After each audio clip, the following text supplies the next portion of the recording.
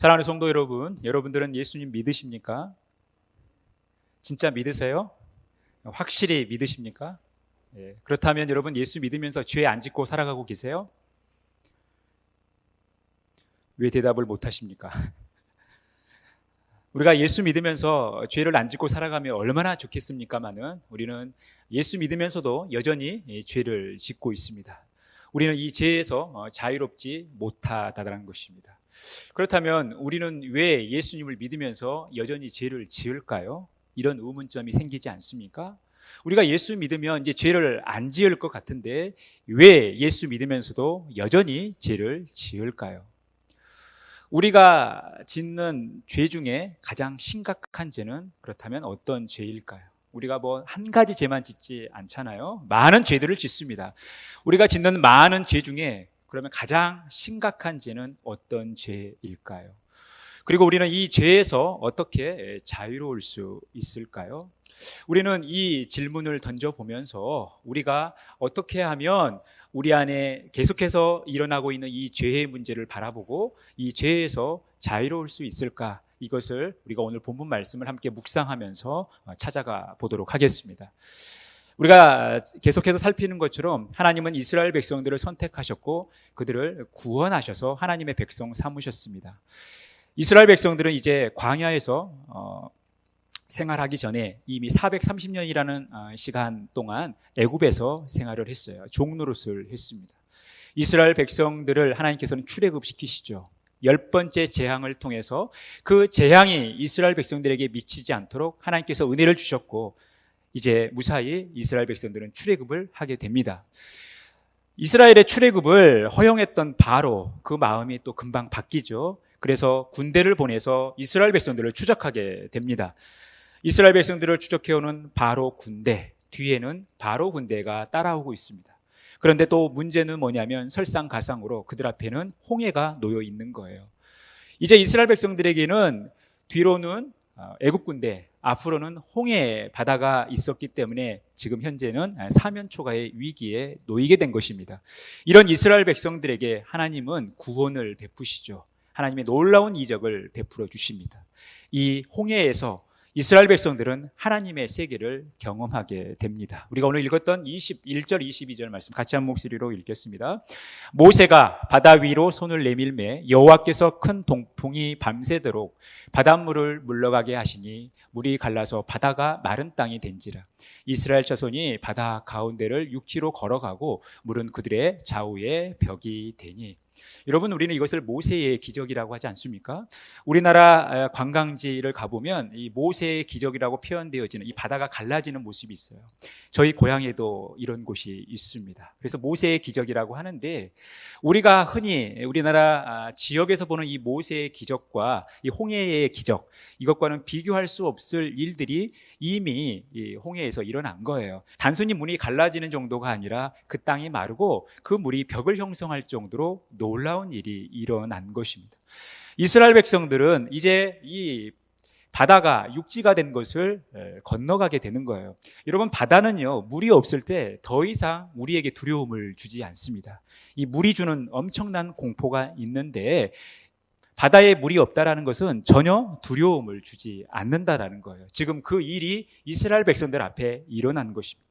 반면에 애굽은 어떻게 됩니까? 애굽 군대가 따라오지요. 23절부터 25절 말씀에 보면요, 애굽 사람들과 바로의 말들, 병거들과 그 마병들이 다 그들의 뒤를 추격하여 바다 가운데로 들어오는지라. 새벽에 여호와께서 불과 구름 기둥 가운데 애굽 군대를 보시고 애굽 군대를 어지럽게 하시며. 이제 애굽 군대도 이 홍해 바다로 들어오게 돼요. 여기까지는 문제가 없었는데 이때 하나님께서 초자연적인 기적을 베푸십니다. 그들로 하여금 어지럽게 해요. 또 뿐만이 아니라 그들의 병거 바퀴를 벗겨서 달리기가 어렵게 하시니 애굽 사람들이 이르되 이스라엘 앞에서 우리가 도망하자 여호와가 그들을 위하여 싸워 애굽 사람들을 치는도다. 이제 병거의 바퀴까지 이제 벗겨면서 이스라엘 백성들을 더 이상 추적하지 못하도록 하지요. 그러면서 그들에게서 놀라운 일이 일어나요. 이스라엘 백성들에게서도 찾아보기 힘든 신앙 고백이 애굽 사람들의 입술을 통해서 나타나는 거예요. 이스라엘 백성들은 정작 모르는데 애굽 사람들은 아는 거예요. 여호와 하나님이 이스라엘 백성들을 위하여 싸운다라는 사실을 애굽 사람들의 입에서 나오게 한다라는 것입니다. 얼마나 놀라운 일입니까? 그러면서 애굽 사람들이 이제 이 애굽 군대가 이스라엘 백성들을 추적하는 것이 더뎌지는 차원의 문제로 끝나지 않는 거예요.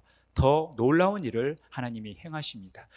여호와께서 모세에게 이르시되 내 손을 바다 위로 내밀어 물이 애굽 사람들과 그들의 병거들과 마병들 위에 다시 흐르게 하라 하십니다. 그렇게 해서 모세는 그대로 하죠. 그래서 물이 이제 바다 가운데 다시 흐르게 되고 애굽 사람들을 덮치게 됩니다. 그 바닷물 속에 그들은 잠기게 되고 그들에게서 엄청난 일이 벌어지는 거죠. 물이 다시 흘러 병거들과 기병들을 덮되 그들의 뒤를 따라 바다에서 들어간 바로의 군대를 다 덮으니 하나도 남지 아니하였더라. 바로 이 홍해 바다가 이스라엘 백성들의 매장지가 아니라 애굽 군대의 매장지가 돼버린 거예요. 이스라엘 백성들을 쫓아왔던 모든 군대가 이 홍해 바다에서 사장돼 버립니다. 이 모습을 오늘 본문은 결론으로 이렇게 보여주고 있어요. 29절에서 30절 말씀 같이 한 목소리로 읽겠습니다.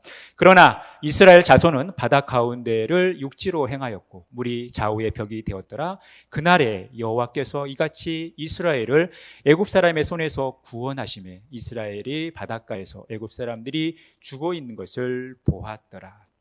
이스라엘 백성들은 이제 바닷가운데로 지날 때 육지를 건너듯 건너게 됐죠. 그런데 애굽 사람들은 거기에서 죽음을 맞이하게 됩니다. 바로 이 엄청난 일이 이 홍해 앞 바다에서 일어나게 된 거예요. 이스라엘 백성들이 이 홍해에서 경험하게 되는 하나님의 세계는 과연 어떤 세계일까요? 하나님께서 지금 이스라엘 백성들에게 이 홍해에서 보여주고 있는 세계는 어떤 세계일까요? 사도 바울은 고린도전서 10장 1절에서 2절에 오늘 이 홍해의 사건을 이렇게 해석하고 있어요. 우리 같이 한 목소리로 읽어볼까요? 형제들아, 나는 너희가 알지 못하기를 원하지 아니하노니 우리 조상들이 다 구름 아래에 있고 바다 가운데로 지나며 모세에게 속하여 다 구름과 바다에서 세례를 받고. 지금 바울은 홍해에서 일어난 이 사건을 이스라엘 백성들이 세례를 받았다라고 해석하고 있어요. 이스라엘 백성들이 홍해에서 합동 세례식을 거행했다라고 설명하고 있다라는 것입니다. 여러분, 세례라는 게 뭡니까? 예수 그리스도와 연합하는 것이죠. 예수 그리스도와 연합하면서 죄를 씻어내는 행위, 이것이 세례식이에요. 그래서 우리가 예수 믿고 나서 이 세례식을 통해서 정식 그리스도인이 되는 거죠. 그래서 이 세례는 구원의 표징인 거예요. 이 세례가 구원의 표징으로서 우리에게 보여주고 있다라는 사실, 이 사실에 입각해서 왜 사도 바울은 이 홍해에서 일어난 사건을 이스라엘 백성들이 합동 세례식을 받은 것으로 기억하고 또 해석하고 있냐라는 거예요. 그리고 이것을 하나님을 섬기는 하나님의 백성들이 반드시 알아야 할 사실이라고 이야기하고 있냐라는 거예요. 그러니까 매우 중요한 사건이죠. 그냥 몇천 년 전 홍해에서 이스라엘 백성들이 경험한 사건으로 끝나는 것이 아니라 이 홍해에서 이스라엘 백성들이 경험한 사건은 이 시대를 살아가는 우리 그리스도인들도 반드시 알아야 할 중요한 사건, 우리가 반드시 경험해야 할 하나님의 세계라는 것을 우리가 반드시 알아야 한다라는 거예요. 그러기 위해서 우리는 이 홍해 사건의 처음 부분으로 좀 거슬러 올라갈 필요가 있습니다. 시작 부분으로 한번 거슬러 올라가 볼게요. 우리가 오늘 읽진 않았지만 이스라엘 백성들이 이제 그 사면초가의 위기 속에서 이렇게 반응을 합니다. 우리 같이 한 목소리로 읽어보겠습니다. 그들이 또 모세에게 이르되 애굽에 매장지가 없어서 당신이 우리를 이끌어내어 이 광야에서 죽게 하느냐? 어찌하여 당신이 우리를 애굽에서 이끌어내어 우리에게 이같이 하느냐? 이제 이스라엘 백성들을 애굽에서 이끌어낸 모세를 원망하지 않습니까? 왜 우리를 여기서 죽게 하냐라는 거예요. 왜 애굽에서 우리를 이끌어냈냐라는 거예요. 그러면서 모세를 원망하죠. 그들을 이끌어낸 것으로만 끝나지 않습니다. 그것에 대한 불만을 토로하는 것으로 끝나지 않아요. 12절에 보면요. 같이 읽어볼까요? 우리가 애굽에서 당신에게 이른 말이 이것이 아니냐? 이러기를 우리를 내버려 두라 우리가 애굽 사람을 섬길 것이라 하지 아니하더냐. 애굽 사람을 섬기는 것이 광야에서 죽는 것보다 낫겠노라. 그들이 애굽에서 나온 사실에 대한 불만을 토로하는 정도에서 끝나는 것이 아니라 애굽 생활을 동경하고 있는 거예요. 430년 동안 그들이 종살이 하면서 그 길을 다시 걷겠다라는 거예요. 애굽 사람을 섬기는 것이 이 광야에서 죽는 것보다 낫다라고 그들은 이야기하고 있다라는 거예요. 애굽 사람을 동경하고 있습니다. 애굽의 삶으로 다시 돌아가려고 하는 그들의 연약한 모습이 보여져요. 이렇게 반응하고 있는 이스라엘 백성들에게 하나님은 모세에게 이렇게 말씀하시면서 이스라엘 백성들에게 전하게 하십니다. 우리 13절 14절 말씀 같이 읽어볼까요? 모세가 백성에게 이르되 너희는 두려워하지 말고 가만히 서서 여호와께서 오늘 너희를 위하여 행하시는 구원을 보라. 너희가 오늘 본 애굽 사람을 영원히 다시 보지 아니하리라. 여호와께서 너희를 위하여 싸우시리니 너희는 가만히 있을지니라. 이제 하나님은 모세로 하여금 이스라엘 백성들에게 두려워하지 말라라는 것이죠. 여호와께서 그들의 구원을 위해서 행하시는 그 구원의 역사를 보라라는 것입니다.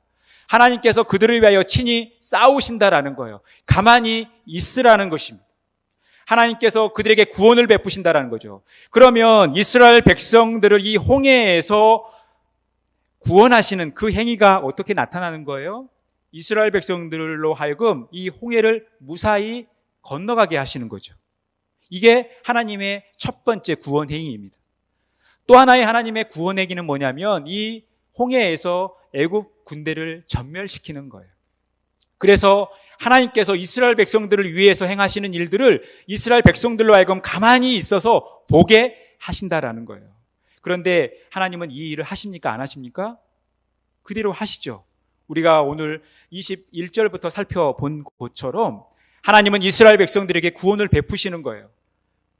바다를 육지처럼 만들어서 이스라엘 백성들로 하여금 홍해를 무사히 건너가게 하십니다. 뿐만 아니라 이스라엘 백성들을 쫓아오던 애굽 군대를 이곳에서 전멸시키는 거예요. 하나님의 구원이 그대로 이루어지는 거예요. 하나님께서 이스라엘 백성들을 행하시는 그 일들을 보는 거죠. 그런데 정작 이스라엘 백성들이 그걸 봐야 되는데, 그래서 하나님의 그 살아계심을 통한 신앙 고백이 올려져야 되는데 엉뚱하게도 그 신앙 고백을 누가 하고 있어요? 애굽 사람들이 죽어가면서 하고 있지 않습니까? 이런 일들이 지금 홍해에서 벌어지고 있습니다. 하나님은 말씀하신 대로 이스라엘 백성들을 구원하십니다.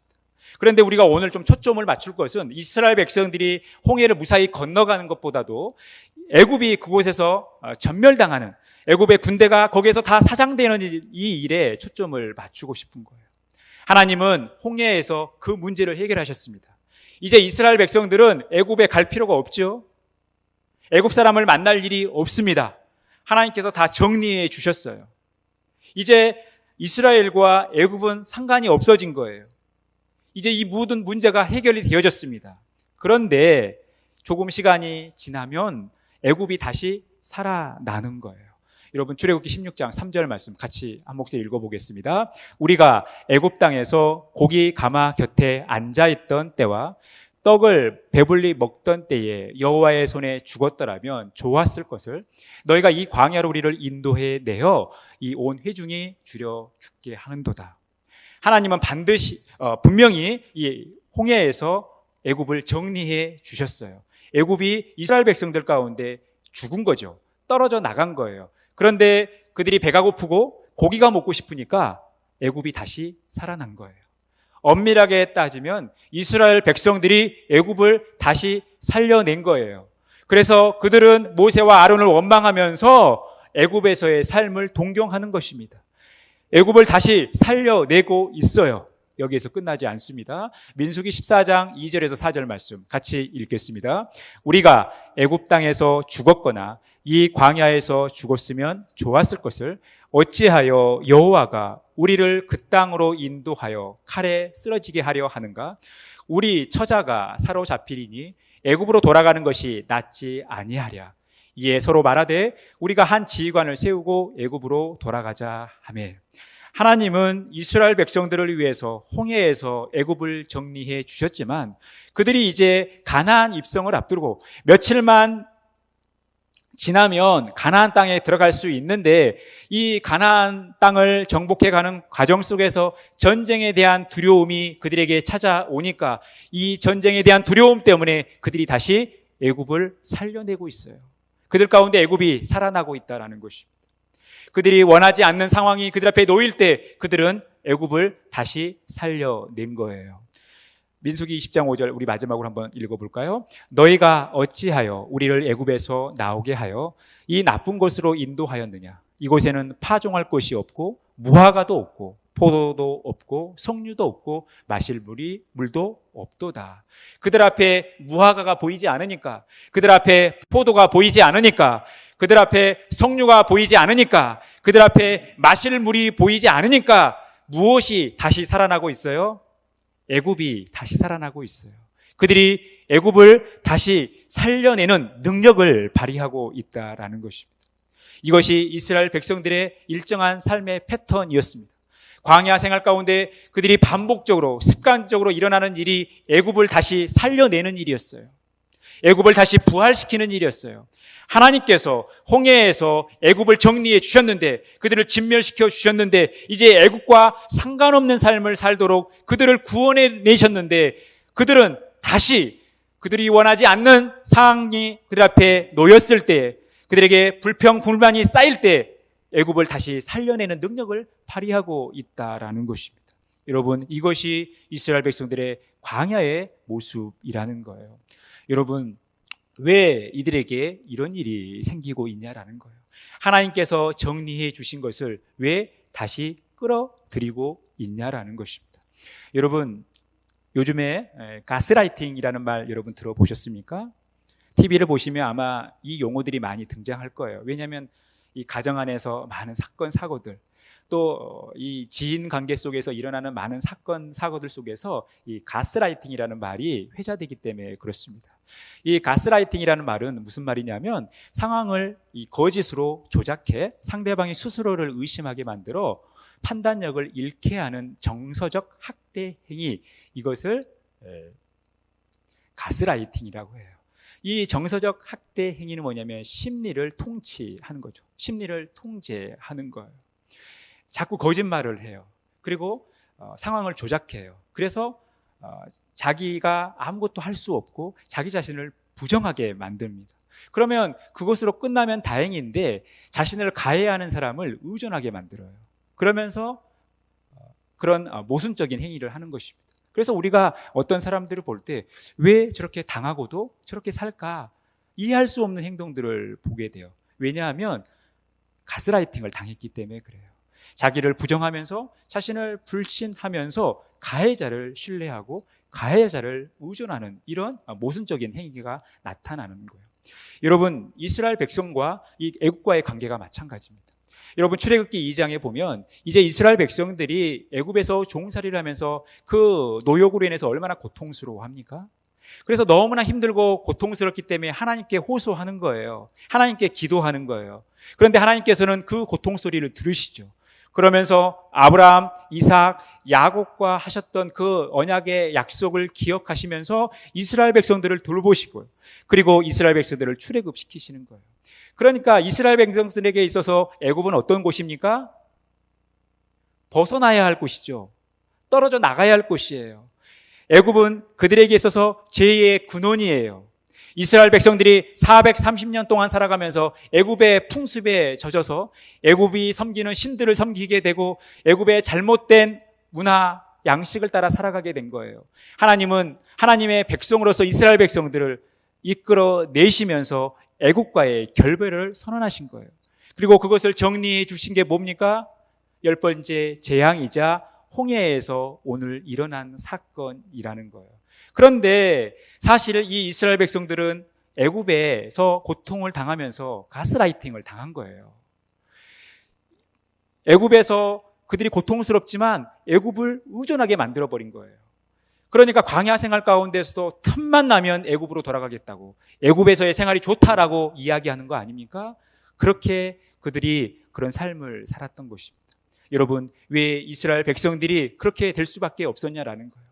이 홍해에서 합동 세례식을 거행했음에도 불구하고 왜 그들이 여전히 애굽을 동경하며 애굽의 삶을 그리워하고 있냐라는 것입니다.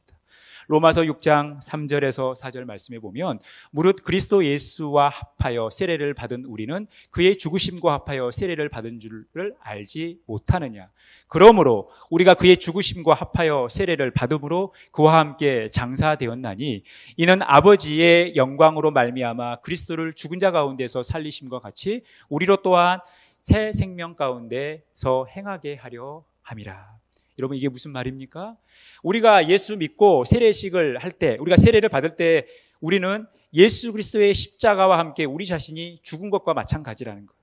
그리고 예수 그리스도께서 다시 부활하셔서 우리에게 새 생명을 주셨고 우리는 그 새 생명 가운데 살게 돼 있다는 거예요. 이게 세례의 의미예요.